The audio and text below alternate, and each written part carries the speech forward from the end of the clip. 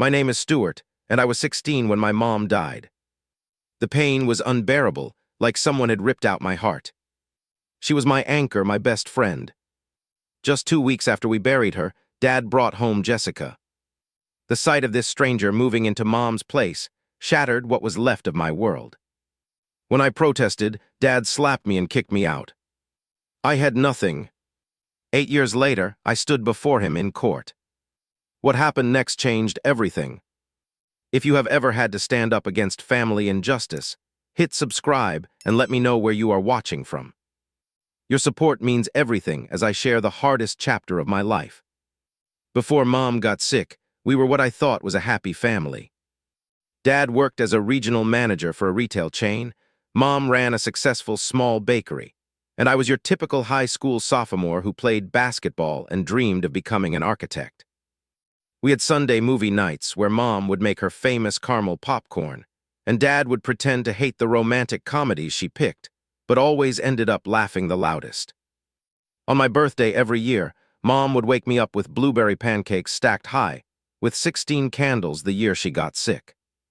"Stuart, no matter how old you get, you will always be my little boy," she would say, her eyes crinkling at the corners when she smiled. The diagnosis came suddenly on a rainy Tuesday in April. Mom had been complaining about stomach pain for weeks, but we all thought it was just stress from the bakery expansion. When she collapsed at work, everything changed. Stage 4 pancreatic cancer. The doctors gave her 6 months. She lasted 4.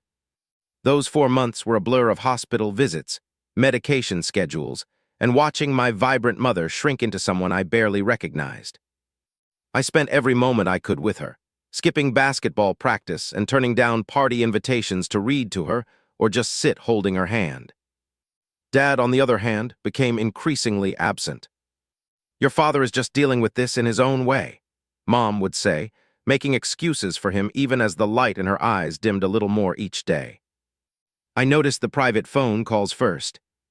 Dad would step outside or lock himself in the bathroom, speaking in hushed tones. When I asked who he was talking to, he would snap that it was work or old friends checking on Mom. But work calls at midnight. Friends who never visited or sent cards. The day Mom died was the worst of my life. I was alone with her when it happened. Dad had said he needed to run to the office for an emergency meeting. Mom had been peaceful, asking me to open the window so she could feel the summer breeze one last time. "You are going to be amazing, Stuart," she whispered, her voice barely audible. "Promise me you will follow your dreams, no matter what." I promised. She smiled, squeezed my hand, and closed her eyes. She never opened them again. I called Dad immediately, but it went to voicemail. He arrived at the hospital 2 hours later, his eyes red but dry. The funeral was 3 days later. While I stood paralyzed with grief, barely able to accept the condolences from Mom's friends and our family, Dad seemed distracted. Several times I caught him checking his phone, texting someone while the pastor spoke about Mom's generous spirit and kind heart. When Aunt Linda hugged me and whispered that Mom would always be watching over me, Dad was outside taking a call. That first week after we buried Mom was when I truly began to feel alone. Dad stayed out late almost every night, claiming he was meeting with Mom's lawyer or sorting out insurance paperwork. He would come home smelling faintly of a perfume Mom never wore, a scent that made me nauseous because it seemed to erase her presence from our home even more. I tried to talk to him about Mom one night, wanting to share memories or look through photo albums, something to feel connected to her. "Not now, Stuart," he said, pouring himself a third glass of whiskey. "We all need to move forward. Your mother would want that. But moving forward didn't mean forgetting, did it?" I retreated to my room and pulled out the family album myself. Flipping through pages of our happier times, I noticed several photos missing from last summer's vacation to Lake Michigan. Curious, I dug through Dad's home office the next day while he was out and found something that made my blood run cold. Tucked into his desk drawer was a photo of him with a woman I had never seen before. They were at a restaurant, his arm around her waist, both smiling broadly at the camera. The date stamp on the back was from 8 months ago when Mom was still healthy and running her bakery. I put everything back exactly as I found it, my mind racing. Could Dad have been cheating on Mom before she got sick? The thought was so painful I pushed it away, telling myself there must be an explanation. Maybe it was a work colleague or an old friend. But deep down, I knew something wasn't right.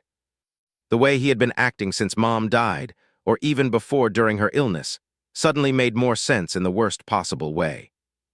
I spent that night crying into Mom's sweater that I had hidden in my closet so it wouldn't lose her scent. For the first time, I felt not just grief for my mother, but a growing sense of betrayal from the only parent I had left. Little did I know, this was just the beginning of a nightmare that would leave me homeless and alone within days. Exactly 2 weeks after we laid Mom to rest, Dad called me down for what he termed a family meeting. I was still wearing my pajamas, having barely left my room except for school since the funeral.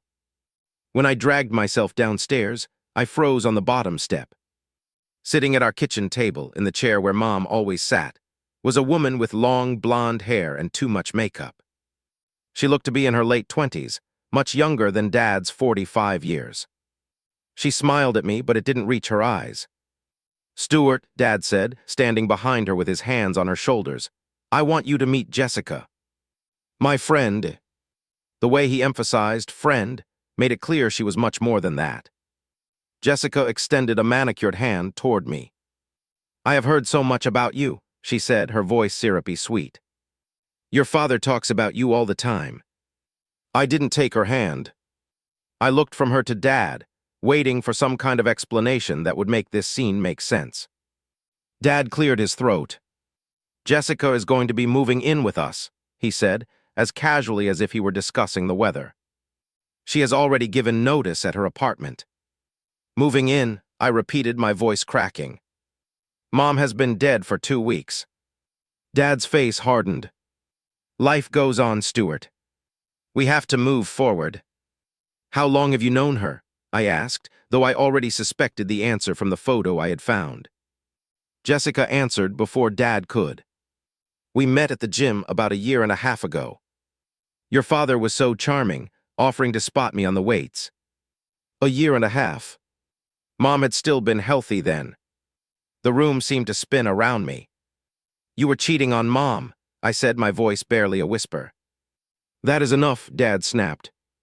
"Jessica is moving in tomorrow, and I expect you to treat her with respect." Over the next few days, Jessica took over our house like an invading army.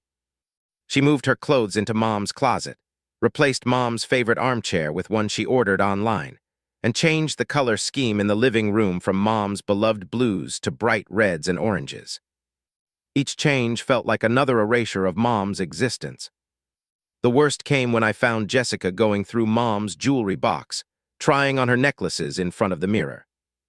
"What are you doing?" I demanded from the doorway. Jessica jumped, then composed herself. "Just seeing what could be donated. Your father says it is time to clear out some of these old things." "Those are my mother's," I said through gritted teeth. "They are not yours to touch." "Stuart," she said, using a tone one might use with a toddler, "I understand this is hard, but you need to accept that I am part of this family now. Your father and I are very serious about our relationship." I stormed out to find Dad, who was in the garage organizing his tools. When I confronted him about Jessica going through Mom's things, he sighed heavily. "I told her she could pick out a few pieces to keep," he admitted. "The rest we will sell or donate." "Sell? Those are Mom's things.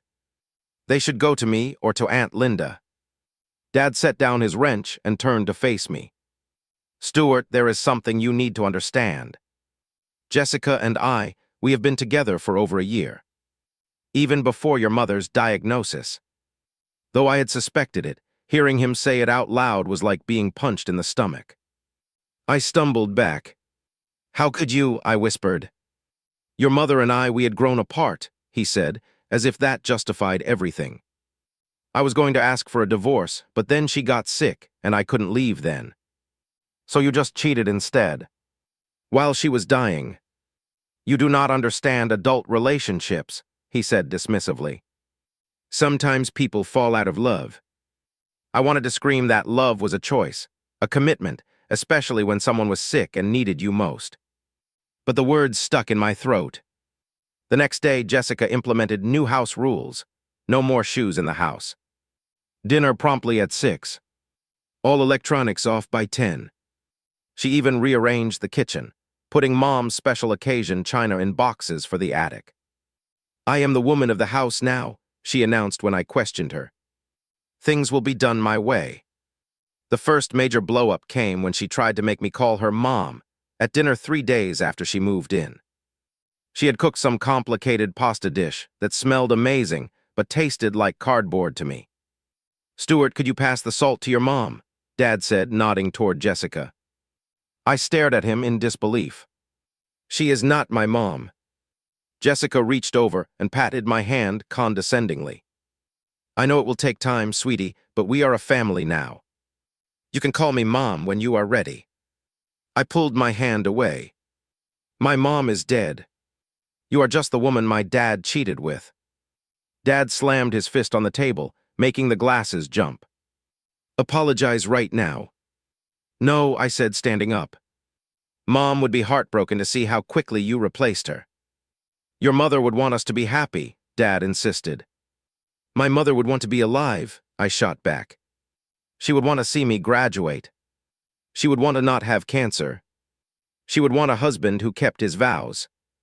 I left the table and locked myself in my room, shaking with anger and grief. That night I heard them arguing about me, Jessica's voice carrying up the stairs. "He needs discipline, James. He cannot speak to me that way in my own home." My own home. As if this house that Mom had lovingly decorated, where she had baked countless cookies and bandaged my scraped knees, was now Jessica's territory. I buried my face in my pillow to muffle my sobs, missing Mom more than I thought possible. The breaking point came 3 weeks after Jessica moved in. I had been avoiding them as much as possible, leaving for school early and staying late at the library, eating dinner in my room when I could. One afternoon, I came home and went straight to Mom's dresser, where I kept a small wooden box of her most precious jewelry that I had hidden from Jessica's purging. Inside was supposed to be Mom's sapphire earrings that Dad had given her for their 15th anniversary, a pearl necklace from her grandmother, and most importantly, a delicate gold locket with a picture of me as a baby on one side and her as a young woman on the other. The box was empty. Panic rising in my chest, I tore through the dresser, then the closet, convinced I must have moved it and forgotten. But the jewelry was nowhere to be found. With growing dread, I went downstairs to confront Jessica. I found her in the living room, flipping through a magazine. Around her neck was Mom's pearl necklace. My hands clenched into fists at my sides. "Where is the rest of my mother's jewelry?" I asked, fighting to keep my voice steady. Jessica glanced up, one hand going to the pearls. "Oh, these old things. Your father said I could have them. They were just collecting dust." "Those are not yours," I said. "And there was a locket and sapphire earrings. Where are they?" She shrugged, turning back to her magazine. "The earrings did not match anything I own, so I sold them. That old locket was tarnished beyond repair, so I tossed it." The room went silent, except for the rushing of blood in my ears. She had thrown away the locket, the one irreplaceable item that connected me to Mom. I must have made some sound because Jessica looked up again, annoyed. "It was just a cheap piece of jewelry," she said. "I will buy you something nicer for Christmas if it means that much to you." I was about to respond when I noticed something glinting on her hand.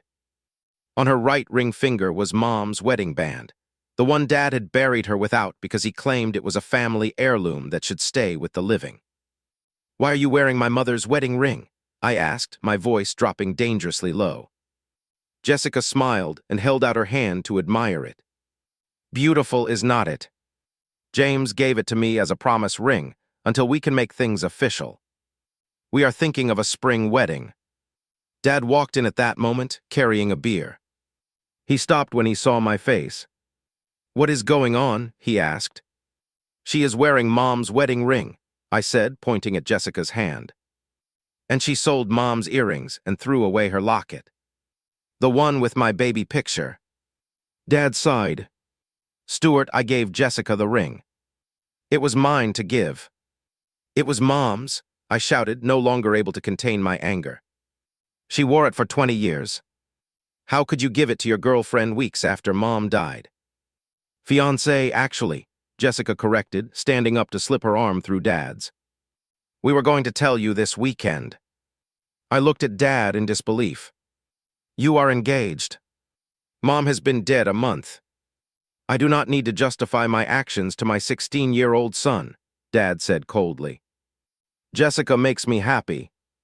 Your mother would want that. Stop saying what Mom would want, I screamed. She would want to be alive. She would want her husband to mourn her for more than 5 minutes before jumping into bed with someone else. Jessica gasped dramatically. How dare you speak to your father that way? He is not acting like my father, I shot back.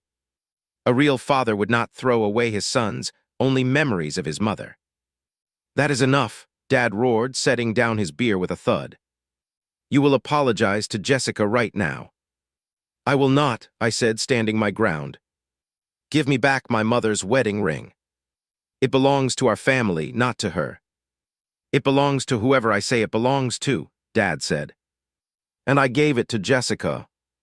Then you are betraying Mom all over again, I said, tears starting to blur my vision. First by cheating on her, then by giving away her most precious possessions. Something snapped in Dad's eyes then. He crossed the room in 2 strides, and before I could react, his hand connected with my face in a slap so hard it knocked me back against the wall. The shock of it silenced me more than the pain. Dad had never hit me before. If you cannot handle the reality of this family now, then get out, he shouted, his face inches from mine. I am sick of your attitude and your disrespect toward Jessica. This is my house, and I decide who stays in it. Jessica was at his side in an instant, her hand on his arm. James, he is just upset. He does not mean it. But I could see in her eyes that she was pleased by this turn of events. Dad shook her off. No, I have had enough. Stuart, you have a choice. You can accept Jessica as part of this family and treat her with respect, or you can leave. I touched my cheek where he had hit me, feeling it throb under my fingers. In that moment, I knew I could not stay. This was no longer my home. These people were no longer my family. I will pack my things, I said quietly. Dad seemed surprised, as if he had expected me to back down. Do not be dramatic. Just apologize to Jessica. For what? For wanting to keep Mom's memory alive. For being upset that you gave away her wedding ring. For not wanting to call your mistress Mom. His face hardened again. Then go. See how easy life is on your own. I turned and walked upstairs, my legs feeling like lead. In my room, I grabbed my school backpack and stuffed it with clothes, my phone charger, and the photo album I had hidden under my bed. From my sock drawer, I took out the $80 I had saved from my birthday. It was not much, but it was all I had. As I came back downstairs, Dad and Jessica were standing in the living room watching me. I kept waiting for Dad to stop me, to say he did not mean it, that we could work this out. But he just stood there, one arm around Jessica's waist. Where will you go? Jessica asked, a hint of worry finally crossing her face, as if she had just realized the reality of kicking out a minor. Why do you care? I asked, heading for the door. Stuart, Dad called as my hand touched the doorknob. I turned, hoping for an apology. Instead, he said, this attitude is exactly why this is not working. When you are ready to be respectful, you can come back. I looked at him one last time, this stranger who had replaced my father. Goodbye, Dad. I walked out and closed the door behind me, stepping into the early evening with nowhere to go. I tried calling Aunt Linda first, but she told me she couldn't get involved in James's personal life and that I should try to give Jessica a chance. My best friend Mike's parents said I could stay for one night, but no longer because they didn't want to get in the middle of family matters. Nobody seemed to care that I was 16 and homeless. As darkness fell, I found myself at the local park, sitting on a bench, wondering how my life had fallen apart so completely in just 1 month. First mom, then dad, then my home. I had nothing and no one.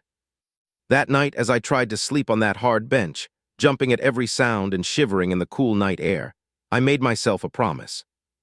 Someday, somehow, I would make Dad understand what he had done. Not for revenge, but for justice. For Mom. That first night at the park was the longest of my life. Every sound made me jump, every shadow seemed threatening. When dawn finally broke, I was exhausted, hungry, and completely lost about what to do next. I had never felt so alone. I went to school that morning because it was the only normal thing left in my life. I tried to act like everything was fine, but I must have looked as bad as I felt because my English teacher, Mr. Thompson, asked me to stay after class. "Stuart, is everything all right?" he asked once the other students had filed out. "You seem different today." Something about his genuine concern broke through the wall I had built overnight. Before I knew it, I was telling him everything: the death of my mom, Jessica moving in, the jewelry being kicked out. Mr. Thompson listened without interrupting, his face growing increasingly concerned. "Where did you sleep last night?" he asked when I finished. I stared at my shoes. "The park." He ran a hand through his gray hair. "That will not do, Stuart. That will not do at all." Mr. Thompson took me to the school counselor, who made some calls. By that afternoon, I had a place at a youth shelter downtown. It wasn't great, a shared room with 3 other teens, strict curfews and community bathrooms, but it was safe and warm.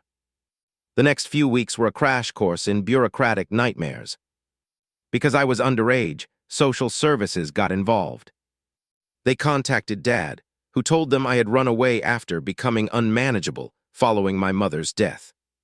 He refused to take me back unless I adjusted my attitude and accepted his new relationship. When pressed about financial support, he claimed he couldn't afford it because of Mom's medical bills. The social worker assigned to my case, Mrs. Patel, saw through his excuses. "He has a legal obligation to support you," she explained. "We will pursue child support and try to get your personal belongings returned." But Dad fought every step of the way. He refused to provide my birth certificate or social security card, claiming he couldn't find them. He disputed the support payments, saying I had chosen to leave. Without those documents, I couldn't even get a proper job. I started working nights at a diner near the shelter, washing dishes for cash under the table. The owner, Tony, knew my situation and let me eat 1 meal per shift. I would save half of it for breakfast the next day. Between school, work, and navigating the social services system, I was running on empty. The shelter had a 60-day maximum stay policy. As day 50 approached, I still had no plan for what came next. That's when I met Marcus. Marcus Wilson was a regular at the diner, always ordering the same thing: a Denver omelet with extra cheese and black coffee. He was an attorney who specialized in family law and often came in late after court appearances. One night, he noticed me doing homework between washing dish loads. "Calculus?" he asked, peering at my textbook. "That is ambitious for a dishwasher." "I want to go to college," I said simply. He nodded approvingly. "Good for you." I worked my way through undergrad and law school. It is tough, but worth it. Over the next few weeks, I found myself talking more with Marcus. Eventually, I told him my story.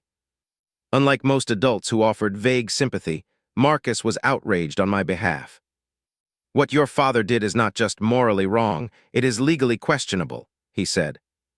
"Abandoning a minor, refusing to provide documentation, potentially misappropriating assets that might partially belong to you through your mother." He took out a business card and wrote his personal number on the back. "Call me tomorrow. I think I can help." Marcus became my unofficial legal advisor, helping me navigate the complexities of my situation. When he learned I was about to time out of the shelter, he made an unexpected offer. "My wife and I have a spare room above our garage. It is not much, but it is private and yours if you want it. No rent, just keep your grades up and help with yard work occasionally." I was suspicious at first. Why would a successful attorney want to help a random kid? But Marcus explained that he had been in foster care himself as a teenager and knew how the system could fail kids my age. Sometimes people just need a break, he said. Someone did it for me once. I am paying it forward. Moving into Marcus and Diana's garage apartment was like stepping into a different world. I had my own space, a reliable place to study, and adults who actually cared about my well-being. Diana was a high school counselor who helped me apply for a hardship status at school, which connected me with resources I hadn't known existed, including a special fund for kids in difficult situations that helped with clothes and school supplies. High school graduation came with no family in the audience, but Marcus, Diana, Tony from the diner, and Mr. Thompson all cheered when I received my diploma. I had been accepted to State University with a partial scholarship, but it wouldn't cover everything. "We will figure it out," Marcus assured me. "You have come too far to stop now." College was a constant struggle of working multiple jobs while maintaining the GPA required for my scholarship. I worked as a campus tour guide, delivery driver, and library assistant, often getting only 4 or 5 hours of sleep. But each semester completed felt like a victory against the odds. In my sophomore year, I discovered I had a knack for finance and investment classes. Numbers made sense to me in a way people often didn't. My professors noticed too, encouraging me to pursue internships in the field. During this time, I occasionally heard about Dad and Jessica through old family connections. They had sold our house and moved to a bigger one in a more expensive neighborhood. Dad had transferred ownership of the family business, a small property management company Mom had actually started to Jessica's name. They took luxury vacations and bought new cars while I worked 3 jobs to afford textbooks. The injustice burned, but I channeled that energy into my studies. The most painful discovery came during my junior year when I learned through an old family friend that Mom had left a specific inheritance for me, a trust fund for my education, and a separate insurance policy in my name. Dad had somehow accessed these funds and drained them. When I told Marcus, his usual calm demeanor cracked. "That is theft, plain and simple," he said. "When you graduate, we are going to address this. But for now, focus on your degree. That is something no one can take from you." I took his advice, pushing thoughts of Dad and Jessica to the background as I focused on building my future. But the knowledge that they were living lavishly off money that was rightfully Mom's and partially mine never fully left my mind. Someday I knew there would be a reckoning. College graduation day was one of the proudest moments of my life.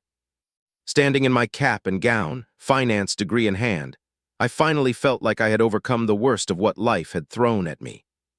Marcus, Diana, and the small circle of friends who had become my chosen family cheered from the audience. After 4 years of working multiple jobs while maintaining a 3.8 GPA, I had secured a position at Wilson Financial Advisors, a boutique firm specializing in investment strategies for small businesses. "Your mother would be so proud," Diana said as she hugged me after the ceremony.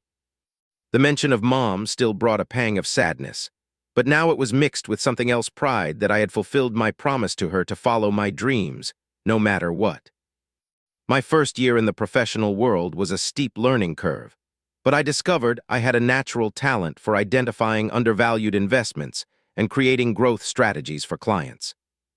My boss, Frank Wilson, no relation to Marcus, took me under his wing, impressed by my work ethic and analytical skills. "You have a gift for this, Stuart," he told me after I had helped a struggling local business restructure their finances and secure new investment.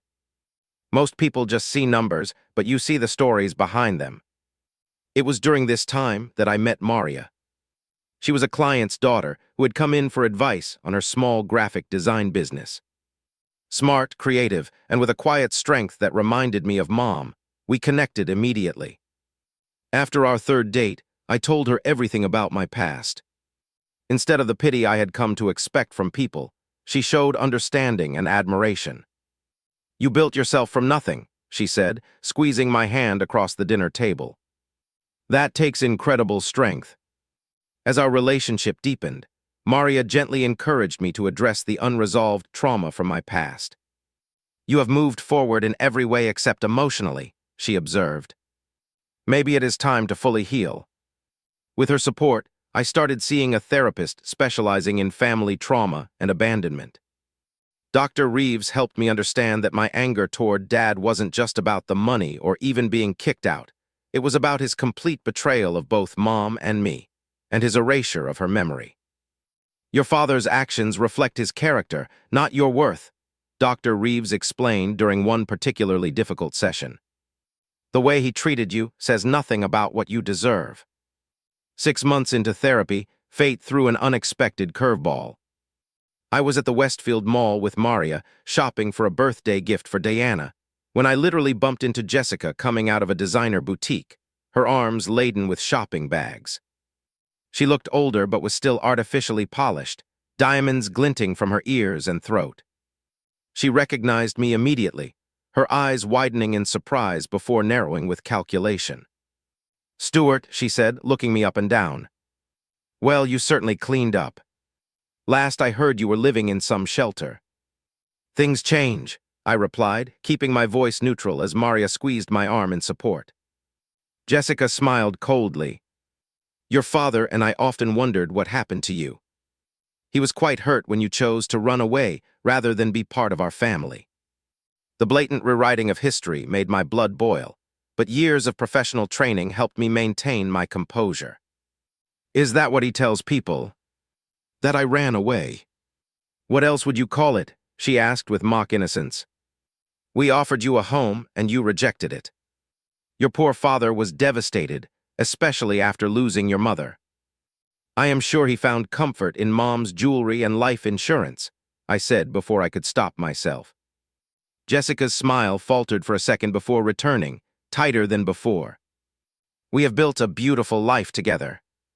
Your father finally has the happiness he deserves with someone who appreciates him. Such a shame you chose not to be part of it." As she walked away, she called over her shoulder, "Do give us a call sometime. Your father might be willing to forgive your teenage rebellion now that you are an adult." The encounter left me shaking with suppressed rage. On the drive home, Maria listened as I vented years of accumulated hurt and anger. The way she talked about Dad being the victim, as if I had chosen to be homeless at 16. I gripped the steering wheel until my knuckles turned white. "Some people rewrite reality to make themselves the heroes of their own story," Maria said quietly. "But you know the truth." "The truth?" The word echoed in my mind for days afterward. What was the full truth of what had happened after Mom died? There were pieces of the puzzle I still didn't have. A week later, I received a call from Alina Winters, Mom's best friend who had moved to Arizona shortly after the funeral. She was back in town briefly and wanted to meet for coffee. Sitting across from her at a quiet cafe, I was struck by how much she reminded me of Mom, with her kind eyes and gentle manner. "I have been following your journey from afar, Stuart," she said. "Nancy would be so proud of the man you have become." Hearing Mom's name spoken with such love made my throat tight. "I miss her every day." Alina nodded, her eyes sad. "Me too. Which is why I finally decided to tell you something I should have told you years ago." She reached into her purse and pulled out an envelope. "Before Nancy got really sick, she made me promise to give this to you when you turned 18. But after the funeral, when I tried to contact you, your father said you had become troubled and run away. It took me years to discover that wasn't true, and by then I had no way to find you." With trembling hands, I opened the envelope. Inside was a letter in Mom's handwriting, and a copy of her will dated just 3 weeks before she died. "She knew Stuart," Alina said softly. "About Jessica. A mutual friend saw them together and told Nancy. She was heartbroken, but focused all her energy on making sure you would be taken care of.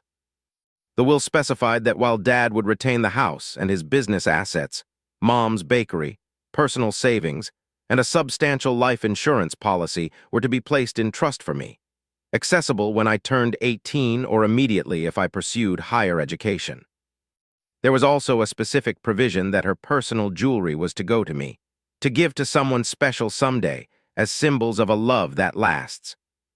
She changed her will without telling your father, Alina explained. She was afraid he would contest it.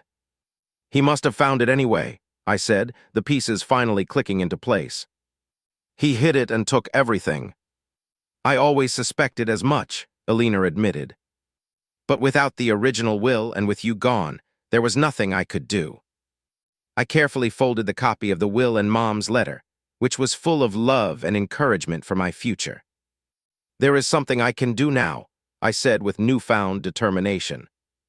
The next day, I met with Marcus and showed him the documents. He studied them carefully, his expression growing increasingly grim. This is serious, Stuart. If your father deliberately concealed this will and misappropriated assets specifically designated for you, that's fraud. The statute of limitations hasn't expired yet. What would we need to prove it? I asked. The original will, for starters. Do you know where your mother might have kept it? I thought back to Mom's careful habits. She had a safety deposit box at First National. She took me once when I was 14, showed me where she kept important papers in case something happened to her and Dad. Marcus nodded. That's our first step then. As her son, you should be able to petition for access, especially with this copy and Alina's testimony. Over the next few weeks, I took the first legal steps toward justice. With Marcus's guidance, I filed the necessary paperwork to access Mom's safety deposit box. The bank initially resisted, saying Dad had emptied and closed the box years ago. However, their records showed he had done so just days after Mom's funeral, raising immediate red flags given the timing. With this information and Alina's affidavit about Mom's true intentions, we secured a court order for Dad to produce all documents related to Mom's estate. When he failed to comply, claiming everything had been lost in a move, the judge granted our motion for discovery, allowing us to subpoena financial records from the time of Mom's death. What we uncovered was worse than I had imagined. Dad had indeed found Mom's new will, but had never filed it with probate court. Instead, he had used an older will from years earlier that left everything to him. He had liquidated Mom's bakery business within months, transferred all accounts to his and Jessica's names, and systematically erased any financial trace of Mom except as the source of a windfall that funded their lavish lifestyle. Most damning of all, we discovered that the education trust Mom had established for me nearly $100,000 had been drained through a series of transfers that eventually landed in an account used to purchase Jessica's dream car, a luxury convertible she had often posted about on social media. This is clear-cut fraud and breach of fiduciary duty, Marcus said after reviewing all the evidence with his colleagues. We have more than enough to file a civil suit. The decision to pursue legal action wasn't about money anymore. It was about justice for Mom, whose dying wishes had been trampled. It was about accountability for a man who had abandoned his grieving son while stealing his inheritance.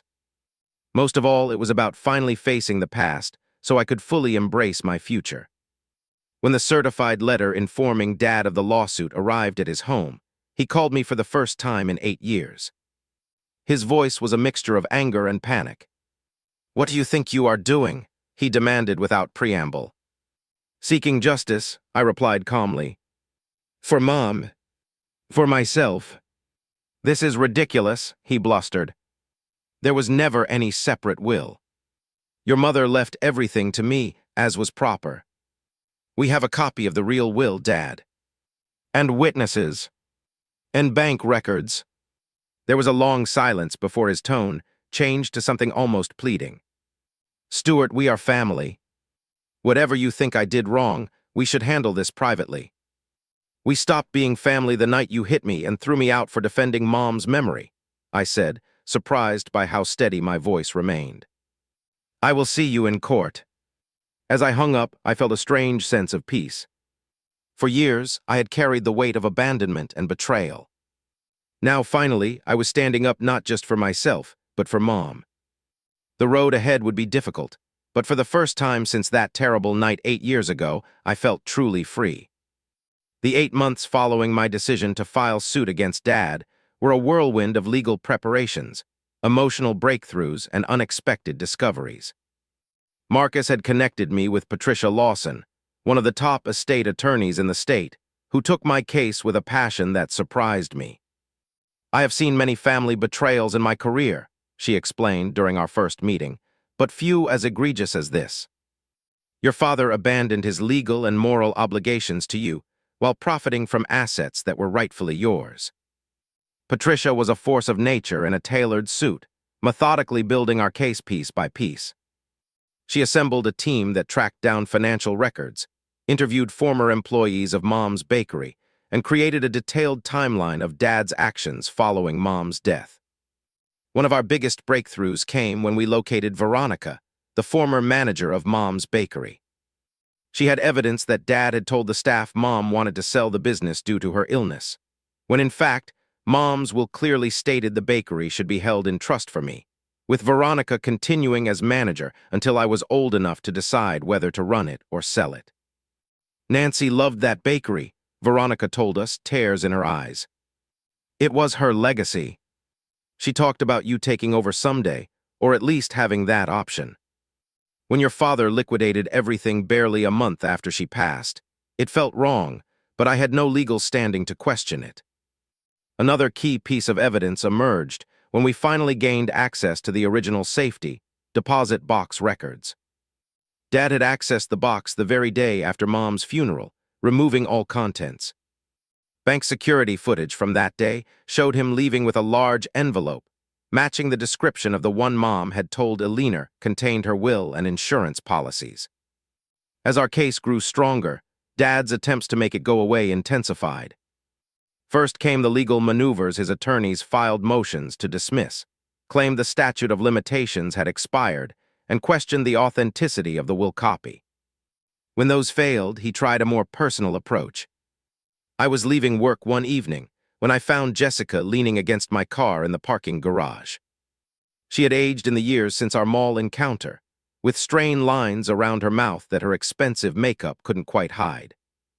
"Stuart," she said, pushing herself upright, "we need to talk." "We have nothing to say to each other," I replied, moving to unlock my door. She stepped in front of me.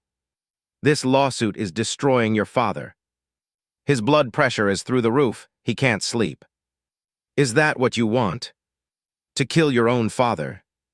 The manipulation was so transparent it almost made me laugh. "My well-being wasn't a concern when you were wearing my mother's wedding ring while I slept on a park bench at 16. Her face hardened. "That was different. You were being difficult. We offered you a home, on the condition that I erase my mother and accept your affair. Now please move." Jessica's voice dropped to a whisper. "What will it take to make this go away? Name your price." I stared at her, truly seeing the desperation behind her polished facade. "It is not about money. It is about justice." 20,000, she blurted. "We can give you 20,000 to drop the case." "That is a lot of money." "You and Dad stole over 300,000 from me," I said quietly. "But more importantly, you stole my mother's last wishes, my home, my security, and my childhood. There is no price for that." As I drove away, I realized Jessica's desperate attempt at bribery was actually confirmation of their guilt. Innocent people don't offer payoffs. 2 weeks before the trial was set to begin, we received a package from an unexpected source. Jessica's sister, Lynn, with whom she had apparently had a falling out, sent us photos from a vacation Dad and Jessica had taken to the Bahamas just 1 month after Mom's funeral. The photos showed them lounging on a beach, Jessica draped in what were clearly Mom's pearls and other jewelry pieces, drinking champagne and celebrating their new beginning. The date stamps and social media posts Jessica had made, and later deleted, provided irrefutable evidence of the timeline of their relationship and their spending of assets that should have been preserved for me. "These are devastating to their character defense," Patricia said as she added the photos to our evidence file. "They show a clear pattern of disregard for propriety, let alone legal obligations." As the trial date approached, I spent hours in preparation sessions with Patricia, practicing my testimony and steeling myself for seeing Dad in court. Dr. Reeves provided invaluable support, helping me process the emotions that each new discovery triggered. "Remember, Stuart," she told me during our final session before the trial, "in that courtroom, you are no longer the abandoned 16-year-old. You are a successful adult, standing up for what is right. Your power comes from your truth." The morning of the trial, I stood outside the courthouse with Maria, Marcus, Diana, and the small circle of supporters who had become my true family. The spring air was crisp, filled with the scent of new beginnings from the flowering trees lining the judicial plaza. "Whatever happens in there," Maria said, straightening my tie, "you have already won by becoming the man you are today." The courtroom was smaller than I had imagined, with polished wood benches and the solemn atmosphere of a place where life-altering decisions were made daily. I sat at the plaintiff's table with Patricia, trying not to look at the defense table where Dad and Jessica sat with their attorney. But eventually, I had to face him. Our eyes met across the room, and I was struck by how old he looked, how diminished from the father I had once adored. For a brief moment, I saw a flicker of something like regret in his eyes before he looked away. The trial began with opening statements, Patricia painting a clear picture of betrayal, fraud, and the exploitation of a grieving minor. Dad's attorney countered with claims that I had been a troubled teen who rejected a stable home environment, and that Dad had merely been following what he believed were Mom's wishes. When it was my turn to testify, I walked to the witness stand with my heart pounding but my resolve firm. After being sworn in, I faced the courtroom and began telling my story, our happy family before Mom's illness, her decline, Dad's increasing absence, and the devastating discovery of his affair. I described the night he slapped me and threw me out, my time at the shelter, and the struggles to finish school and build a life without family support.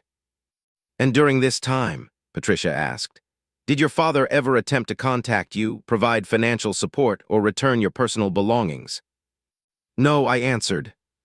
"The only communication I received was through social services, when he refused to provide my birth certificate or social security card, making it nearly impossible for me to get legal employment."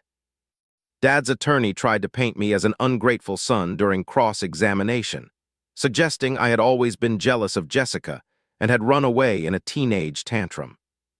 "If you were truly abandoned," he asked with practiced skepticism, "why didn't you report your father to the authorities for child abandonment?" "I did," I replied calmly. "It's in the social services records you've been provided."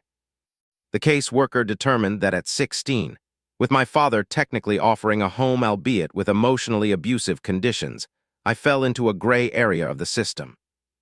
I wasn't young enough to be a priority placement, but wasn't old enough to be legally independent. Throughout my testimony, I maintained eye contact with the judge, speaking clearly and honestly about both the facts and my feelings.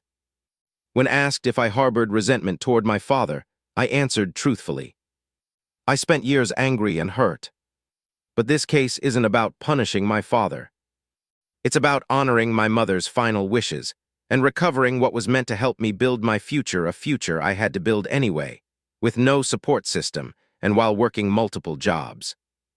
I'm here because what happened was wrong, and because I promised my mother I would follow my dreams no matter what. The most dramatic moment came when Jessica took the stand.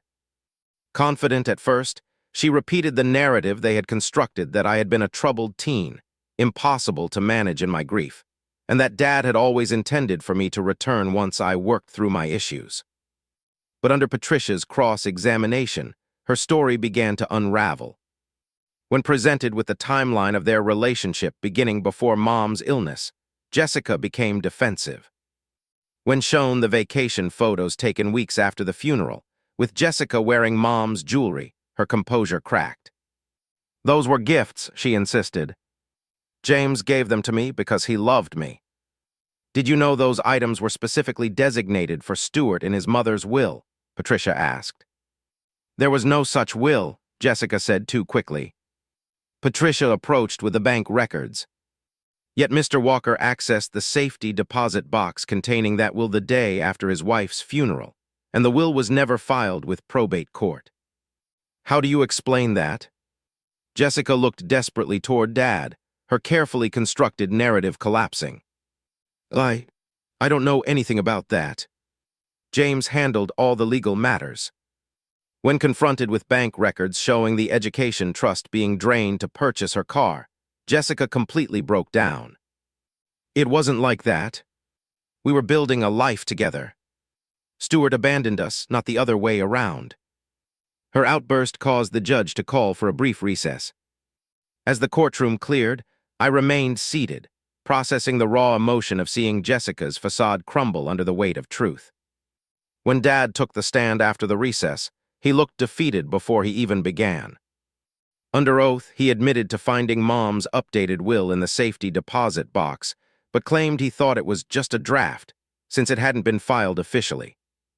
He acknowledged transferring assets from the education trust, but insisted he had intended to reinvest them for Stuart's future. The turning point came when Patricia presented a series of text messages between Dad and Jessica from the week following Mom's funeral, discussing how to access Mom's accounts and what to do with her business. One message from Dad read, "Once everything's transferred, we'll be set. S will be 18 in 2 years anyway, not our problem after that." Dad stared at the messages displayed on the courtroom screen, unable to deny his own words. For the first time, he looked directly at me, his face a mask of shame. After 3 days of testimony, closing arguments, and deliberation, the judge delivered her verdict. She found in my favor on all counts, awarding me the full value of Mom's estate as it would have been had Dad honored her will, with interest, plus punitive damages for the fraud and breach of fiduciary duty. The total judgment came to just over $500,000. Furthermore, the judge added, I am referring this case to the district attorney's office for potential criminal charges regarding the willful concealment of legal documents and misappropriation of assets from a minor beneficiary. As the gavel fell, I felt a complex wave of emotions: relief, vindication, grief for what could have been, and finally, a sense of closure. Dad sat motionless at the defense table as Jessica hurried out of the courtroom in tears. I had won, but there was no joy in the victory, only the solemn satisfaction of justice finally served. The aftermath of the trial unfolded in ways I never could have anticipated. The judge's verdict was clear, but the emotional resolution proved far more complex. As I left the courthouse that day, reporters gathered on the steps, eager for a statement about the high-profile case. Standing with Maria's hand firmly in mine, I simply said, "Today was about honoring my mother's wishes and finding closure. Now I can finally move forward." The financial restitution was substantial, but Dad and Jessica had already spent much of what they had taken. Their house had to be sold to satisfy the judgment, along with their luxury cars and other assets. I took no pleasure in watching their lifestyle crumble, but there was a certain poetic justice in the reversal of our situations. 3 weeks after the verdict, I received an unexpected call from Dad asking to meet. Against the advice of almost everyone in my life, I agreed to see him at a neutral location, a coffee shop downtown. When I arrived, I barely recognized the man sitting alone in the corner booth. Gone was the confident, sometimes domineering father I had known. In his place sat a diminished figure, shoulders hunched, hair now fully gray. "Thank you for coming," he said as I sat across from him. His hands trembled slightly around his coffee cup. "Why did you want to see me?" I asked, my tone neither warm nor cold, just curious. Dad stared into his coffee for a long moment before meeting my eyes. "To apologize, though I know it's too little too late." 8 years too late, I agreed. He nodded, accepting the rebuke. Jessica left the day after the verdict, took what little wasn't frozen by the court, and walked out. I felt no sympathy, but no satisfaction either. "That's between you and her." "I deserve it," he admitted, his voice cracking. "All of it." I threw away everything that mattered: my wife, my son, my integrity for someone who only wanted what I could give her. The raw honesty surprised me. For years, I had imagined this confrontation, but in my imagination, Dad had always remained defiant, unrepentant. His vulnerability now was unexpected, I keep thinking about that night, he continued. When I hit you, I became someone I never thought I could be. Someone my own father was. He looked up, eyes red-rimmed. I swore I'd never be like him, and then I did exactly what he did to me. Why are you telling me this? I asked. Not for forgiveness, he said quickly. I don't deserve that. But because you deserve to hear the truth. I failed you. Failed your mother. There's no excuse. We sat in silence for several minutes, the weight of 8 years of estrangement between us. Finally, I spoke. I spent years hating you, I said quietly. Hating Jessica. Hating the unfairness of everything. It nearly consumed me. Dad nodded, accepting this. But then I realized something, I continued. That hate was only hurting me. It was keeping me tied to the past, to the 16-year-old boy sleeping on a park bench. I took a deep breath before saying the words I had practiced with Dr. Reeves for months. I don't hate you anymore, Dad. I don't love you either. I don't need you in my life, but I don't need to hate you to move forward. His eyes filled with tears. You became a good man, Stuart. Better than me. Your mother would be so proud. I know, I said simply. As our meeting ended, Dad handed me a small velvet pouch. These belong to your mother. I kept them in a separate box. I thought you might want them. Inside was Mom's locket, the one Jessica had claimed was thrown away, and a pair of pearl earrings that had belonged to my grandmother. Thank you, I said, clutching the pouch tightly. It was the one part of Mom I had thought was lost forever. In the months that followed, I made decisions that surprised many people, including myself. First, I took a quarter of the settlement money and established the Nancy Walker Foundation for Youth in Crisis, providing emergency housing, educational support, and mental health services for teenagers in situations similar to what I had experienced. Your mother would have loved this, Eleanor said at the foundation's launch event. Using what was meant for you to help others, it's exactly what she would have done. The foundation partnered with Marcus and his connections in family law to also provide legal advocacy for minors caught in the gaps of the social services system. Every time we helped a teen finish high school or secure stable housing, I felt Mom's presence, her values living on through this work. The second surprise came in my decision regarding Dad. When the district attorney approached me about pursuing criminal charges, I declined to cooperate. The civil judgment achieved what was necessary, I explained to a confused Patricia. Justice doesn't always have to mean punishment. Dad had lost everything: his home, his reputation, his relationship, and most importantly, his son's trust and love. Adding a prison sentence seemed excessive, even to me who had once dreamed of seeing him pay for what he had done. Dad and I didn't rebuild a relationship in the traditional sense. We weren't suddenly father and son again, sharing holidays and phone calls. But we established a fragile peace. He volunteered at the foundation occasionally, working quietly in the background, trying in his own way to atone. We spoke perhaps once a month, brief conversations that acknowledged our shared past without pretending it hadn't happened. A year after the trial, Maria and I were married in a small ceremony in Marcus and Diana's backyard. My chosen family surrounded us: Mr. Thompson, Tony from the diner, Eleanor, and the friends who had supported me through college and beyond. Dad was there too, standing awkwardly at the back until I approached him. Thank you for coming, I said formally. Thank you for inviting me, he replied, equally formal. Then more softly, she's beautiful, Stuart. You two seem very happy. We are, I confirmed. Maria had been my rock through the trial and its aftermath, her steadfast support never wavering. Dad hesitated, then reached into his pocket and pulled out a small box. I found this in a safe deposit box I'd forgotten about. It was your mother's engagement ring.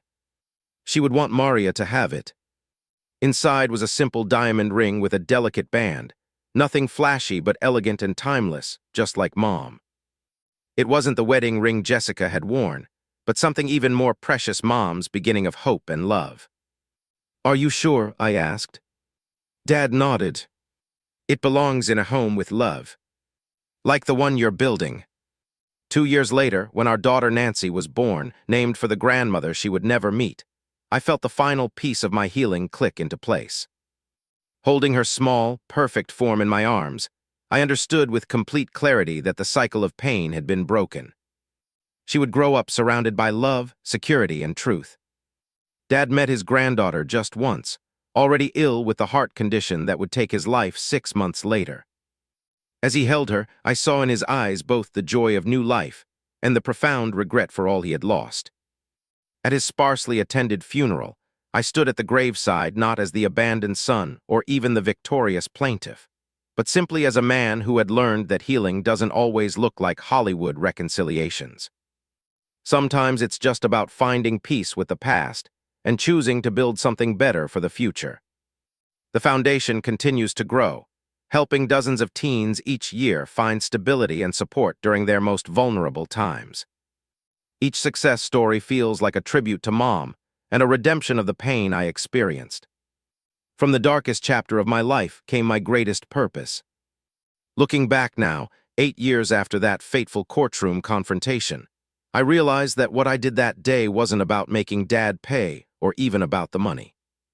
It was about standing up for truth, for my mother's memory, and for the frightened 16-year-old boy who deserved better. In doing so, I freed not just myself, but also, in a way, freed Dad from the web of lies and betrayal he had woven. The hardest lesson I've learned is that forgiveness isn't about excusing someone's actions or pretending the hurt never happened. Real forgiveness is about refusing to let that hurt determine your future. It's about breaking free from the prison of resentment and building something meaningful from the rubble of disappointment. Mom was right all those years ago when she made me promise to follow my dreams no matter what. In honoring that promise, I found not just success but purpose, love, and ultimately peace. The inheritance she truly left me wasn't money or property, but resilience, integrity, and the capacity to create my own family of choice when my family of origin failed. What do you think is the most important quality in rebuilding your life after betrayal? Is it forgiveness, determination, or finding the right support system? Share your thoughts in the comments below, and if this story touched you, please like, subscribe, and share it with someone who might need to hear that even from our darkest moments, something beautiful can grow. Thank you for listening to my story, and remember that your past may shape you, but it doesn't have to define you.